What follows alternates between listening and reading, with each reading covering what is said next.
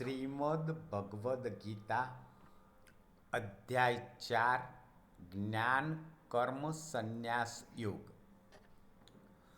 શ્લોક 10 શ્લોક 10માં ભગવાન આપણને સંસારિક વસ્તુઓ જેવી કે ધન, જમીન, પદ, યોગ્યતા, અધિકાર એ કેવી રીતે છૂટે એનું માર્ગદર્શન આપે છે અને એ નથી છોડતા તો ક્યાં સુધી એ વસ્તુ આપણા પર અધિકાર જમાવે છે એ પણ આપણે ઉદાહરણ સાથે સમજીશું.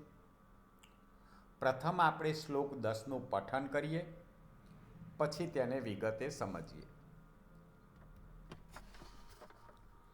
વીતરાગ ભય ક્રોધા મન્મયા મામુપાશ્રિતઃ બહવો જ્ઞાન તપસા પૂતા મદભાવમાગતા.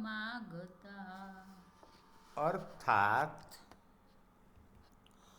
રાગ, ભય અને ક્રોધથી સર્વથા રહિત, મારામાં જ તલ્લીન, મારા જ આશ્રિત તથા જ્ઞાનરૂપી તપથી પવિત્ર થયેલા ઘણા ભક્તો મારા ભાવને પ્રાપ્ત થઈ ચૂક્યા છે. અહીં ભગવાન શ્રી કૃષ્ણ આપણને જણાવે છે કે જે માણસો ભગવાનમાં તલ્લીન થાય છે, ભગવાનના આશ્રયે જાય છે, એ રાગ, ભય, ક્રોધ અને મોહ ભોગોથી રહિત થઈ જાય છે અને ભગવાનને પ્રાપ્ત થયા એવા ઘણા બધા ભક્તો પણ જ્ઞાનરૂપી તપથી, અહીં ખાસ કરીને આ શ્લોકમાં ભગવાને જ્ઞાન તપની વાત કરી છે. જ્ઞાન તપસા પૂતા મદભાવ માગતા, તો જ્ઞાન તપની વાત કરી છે. અને જે માણસો મોહ, લોભ, સંપત્તિમાં ફસાયેલા છે તો એ એને પુનર્જન્મમાં પણ છોડતા નથી. એક દ્રષ્ટાંતથી આપણે સમજીએ. પૂર્વજન્મમાં શ્રી નારદજી એક દુકાનદારની દુકાને ઊભા હતા અને એવામાં ત્યાં એક બકરી આવી. બકરી દુકાન આગળ મૂકેલા કરિયાણાના અનાજને ખાવા લાગી. દુકાનના માલિકે બકરીને લાકડી મારીને ભગાડી મૂકી. નારદજી હસ્યા. ત્યારે માલિકે પૂછ્યું કે મેં બકરીને મારી એ સારી બાબત નથી, પણ મારું અનાજ બગાડતી હતી એટલે મેં મારી, પણ આપ એના પર હસ્યા શા માટે? ત્યારે નારદજીએ કહ્યું કે પૂર્વજન્મમાં આ બકરી આ જ દુકાનની માલિક હતી અને એ દરરોજ જોવા આવતી હતી કે મારા દીકરાઓ મારી દુકાન બરાબર ચલાવે છે કે નથી ચલાવતા. એટલે એને બીજો બકરીનો અવતાર મળ્યો તો પણ એનો દુકાન પ્રત્યેનો મોહ છૂટતો નથી. અહીં ભગવાન જ્ઞાનરૂપી તપથી આપણો જે ભોગવિલાસ, વસ્તુઓમાં જે આસક્તિ છે એ છોડવાની વાત અહીં સમજાવી રહ્યા છે. આ દ્રષ્ટાંત સાથે હવે આ શ્લોકને વિગતે સમજીએ. પરમાત્માથી વિમુખ થતાં નાશવાન પદાર્થોમાં રાગ એટલે કે મોહ થઈ જાય છે. જો તમે ભગવાનથી વિમુખ થઈ જાઓ છો તો તમને પદાર્થોમાં મોહ થાય છે અને રાગથી પ્રાપ્ત થયેલા પદાર્થોમાં મમતા પ્રાપ્ત થાય છે. જે પદાર્થ તમને પ્રાપ્ત થાય છે તો એ પદાર્થ પ્રત્યે તમને મોહ થાય છે, મમતા થાય છે. અને જે પદાર્થ તમને પ્રાપ્ત થતો નથી તો એ મેળવવામાં કામના ઉત્પન્ન થાય છે. એટલે તમારી ઈચ્છાઓ તો પૂર્ણ થવાની જ નથી. આમ પદાર્થની પ્રાપ્તિ થતાં વધુ પદાર્થ મેળવવા લોભ થાય છે અને જો તમારી ઈચ્છા મુજબના પદાર્થની પ્રાપ્તિ ન થાય, કોઈ વિઘ્ન આવે, તો તમને ક્રોધ આવે છે. અને વિઘ્ન પહોંચાડવાવાળી વ્યક્તિ એટલે કે તમારી પ્રાપ્તિમાં અવરોધ કરવાવાળી વ્યક્તિ જો બળવાન હોય તો તેના ઉપર પોતાનો અધિકાર ન ચાલતા પ્રાપ્ત કરનાર વ્યક્તિને એવું લાગે છે કે આ બળવાન વ્યક્તિ મારું અનિષ્ટ કરશે અને એના કારણે ભય થાય છે. આમ કોઈ પણ વસ્તુ પ્રાપ્ત કરવા મોહ થાય છે, પ્રાપ્ત નથી થતી તો ક્રોધ આવે છે, અને પ્રાપ્ત ન કરવામાં અવરોધરૂપ વ્યક્તિ બળવાન હોય તો એનો ભય લાગે છે. આમ નાશવાન પદાર્થોના કારણે કામ, ક્રોધ, ભય અને લોભ ઉત્પન્ન થાય છે.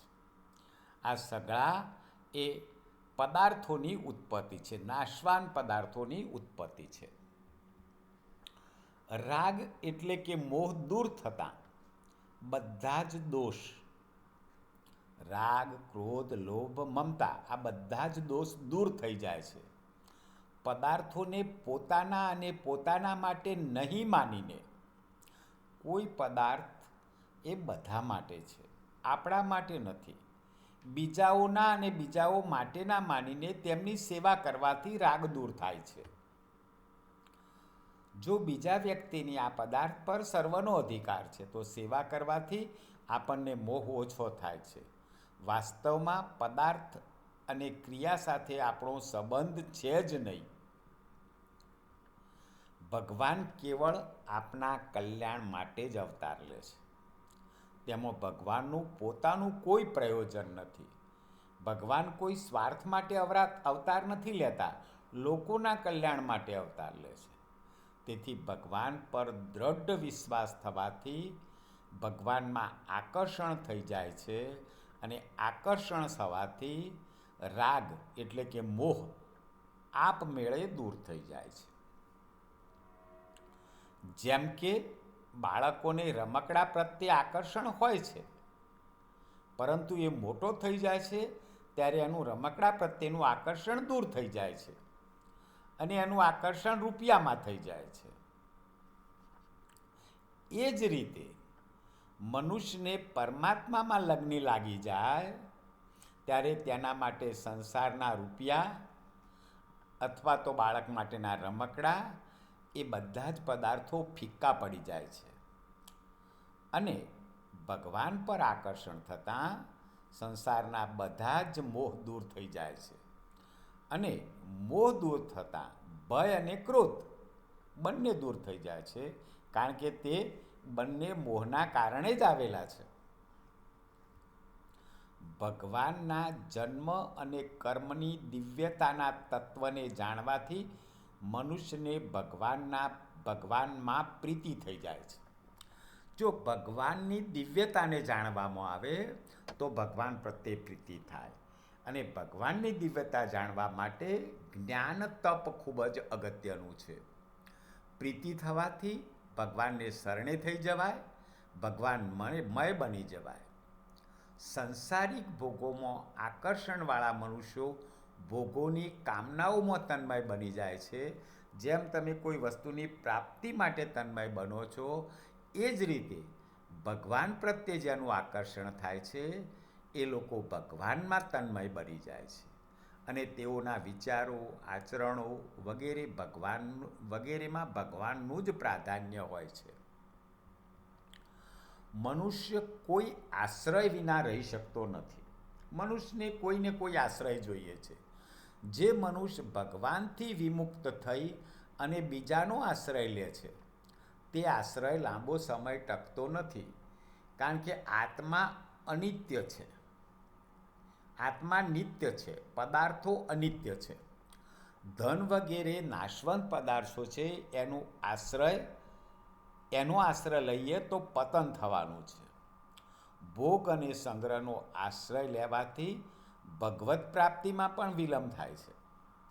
જ્યાં સુધી મનુષ્ય પોતે ભગવાનને આશ્રય બની જતો નથી ત્યાં સુધી તેની પરાધીનતા દૂર નથી થતી.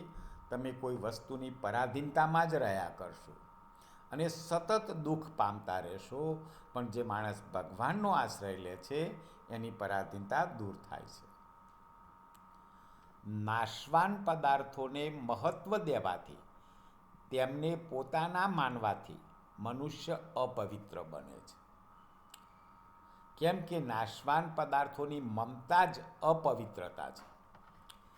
ભગવાનના તત્વને જાણવાથી નાશવાન પદાર્થોનું આકર્ષણ ઘટે છે અને અપવિત્રતા દૂર થઈ જાય છે અને મનુષ્ય પરમ પવિત્ર બની જાય છે.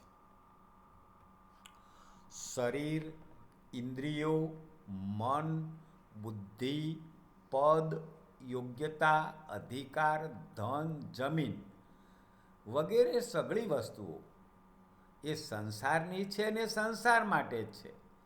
પોતાના માટે નથી અને પોતાની પણ નથી, કારણ કે પોતે નિત્ય છે અને આ વસ્તુઓ અનિત્ય છે. કોઈ નિત્ય વસ્તુ અનિત્ય સાથે કેવી રીતે રહી શકે? શરીર વગેરે વસ્તુઓ જન્મ પહેલાં પણ આપણી પાસે નહોતી અને મર્યા બાદ પણ નહીં રહે. આ સનાતન સત્ય છે. તમે પ્રાપ્ત કરેલું ધન, તમે પ્રાપ્ત કરેલી યોગ્યતા, તમે પ્રાપ્ત કરેલી સંપત્તિ એ તમે જન્મ્યા એ પહેલાં તમારી પાસે નહોતી અને મૃત્યુ પછી પણ તમારી પાસે નથી રહેવાની.